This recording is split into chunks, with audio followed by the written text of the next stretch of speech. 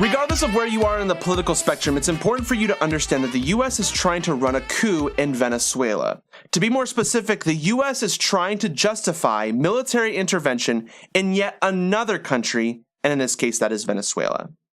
Now, to suggest such a thing is honestly very conspiratorial, and I oftentimes withhold myself from running stories like this because it requires a great deal of evidence to suggest something that is this great of deal in the first place.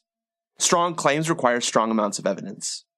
But as of today, I do have the evidence to suggest that the US is in fact trying to overthrow Maduro with military intervention.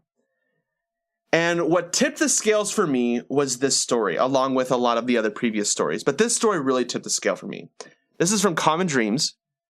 Headline reads, U.S. blamed Venezuelan president for burning aid trucks. Wrong. Here is a picture of an aid truck, guys. This is an aid truck that the U.S. has claimed to be something that we were trying to send Venezuela. And there it is burning. The U.S. said that it was Maduro and his thugs that burned this truck, whereas Maduro is making quite a claim that it's in fact the U.S. that's burning their own aid truck. Now, typically I would look into that scenario and I would suggest that it's Maduro and his thugs. Because why would you send aid and burn your own aid? That seems really, really fishy. Well, I looked into it more, and it turns out that the Red Cross came out and said in a statement that this food truck was full of rotten food. When I saw that, I was like, why would the Red Cross say that? And so I looked into the Red Cross and the UN. The Red Cross and the UN are providing aid to Venezuela, and Venezuela is accepting that aid.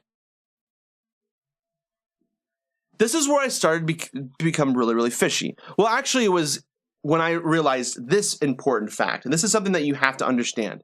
The U.S. is, quote-unquote, providing aid to Venezuela, but we're also simultaneously running sanctions on Venezuela. Let me explain to you how stupid that is. We are trying to hurt their economy with sanctions, but we're also trying to help their economy with first aid. So which is it? Now, when I first heard that, that was months ago. I said, okay, maybe it's just there are multiple institutions of the government that are miscommunicating with each other. Maybe you have one institution that's suggesting that we should provide aid and help the Venezuelans because they're poor, and then you have another institution that hates Venezuela and wants to sanction them because of their political agenda. But now that the very people who are in favor of the sanctions are coming out and saying, look, we're providing aid, that's when I was like, okay, this is definitely full of rotten food. That doesn't make any sense that the people who are running sanctions on Venezuela are sending this food truck to begin with.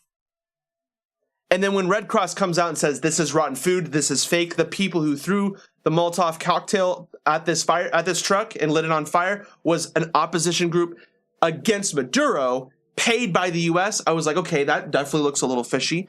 But then, take a look at what happened after this incident. Here, let me pull up the story for you guys real quick. We withdrew diplomats, excuse me. We withdrew diplomats. Why would we withdraw diplomats from a country that we don't like? Consider Trump's policy with North Korea. Trump is trying to get along with North Korea, but we're trying to separate and distinguish ourselves from Venezuela when they're both run by clear dictatorships with more or less the same political agenda. North Korea is even more extreme.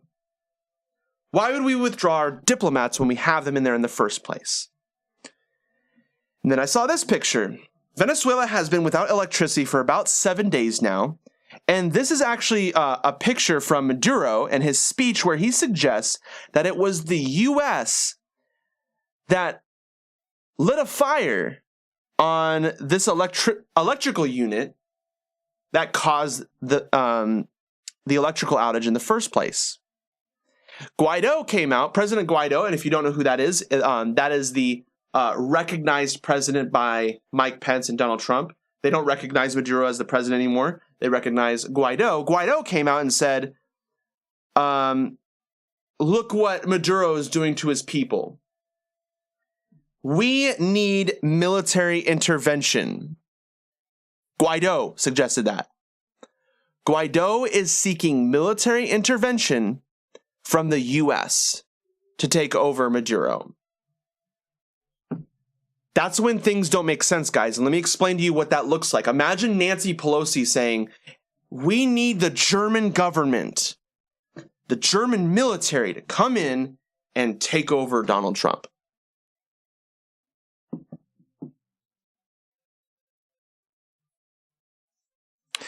That doesn't make a lot of sense. A lot of this stuff doesn't make a lot of sense. Now, there were two other things that have happened in the past that suggest that there is this coup going on. Number one, there were some bridges that were blockaded, and there were some pictures showing these bridges blockaded. And the U.S. made it very clear, along with all the corporate media outlets that didn't do their journalism, to suggest that that Venezuela is trying to block aid from the U.S. Those bridges were later to be found abandoned in the first place. Why would Maduro block abandoned bridges? That was fishy to me. And then this happened. I'll show you guys one more story, and this is actually Marco Rubio. Story about Marco Rubio. And this is where things, at least for you, should become very clear. Rubio's explosion at German dam error exposes deeper dishonesty of U.S. Venezuelan policy. A U.S. senator's claim about Venezuela Sunday made him the subject of ridicule, but the underlying message of destabilizing the Latin American country remains official American policy, even as the role of sanctions is ignored. On Sunday morning, Senator Marco Rubio tweeted that a power failure and subsequent blackout in Venezuela was due to an accident at a location known as, remember this location, German Dam. And this is what Rubio tweeted out. Today, another transformer explosion at the German Dam in Bolivar State caused another massive blackout. There was just one problem with this.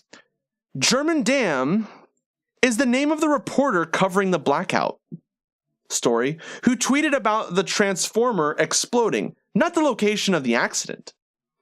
In fact, no such location exists in Venezuela. Rubio's tweet led to endless rounds of mockery, not least from Dam himself. This is from German Dam, the location of the explosion. Senator Marco Rubio, an important transformer exploded in Bolivar, and that in part again collapsed the Venezuelan electrical system.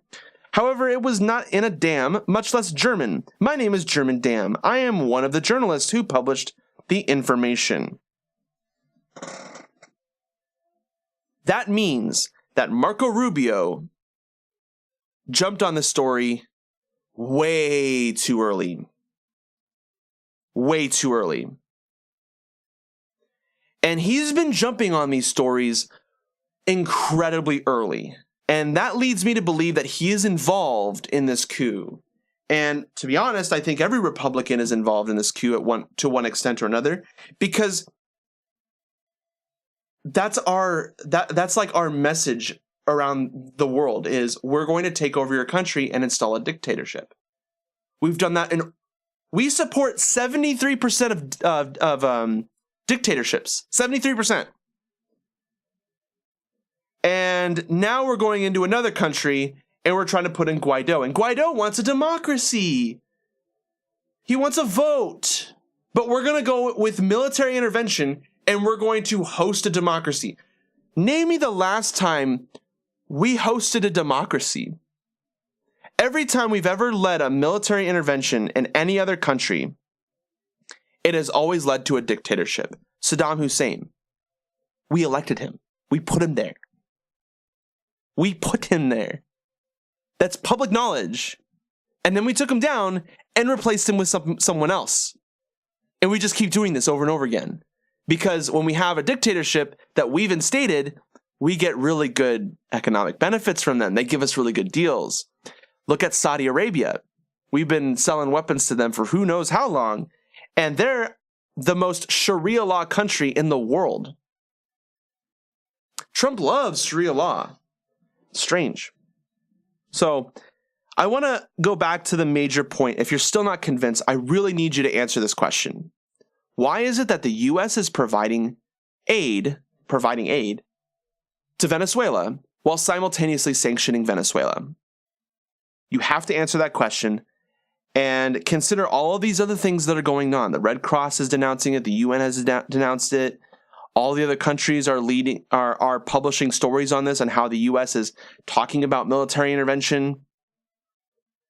Yeah, this looks very scary.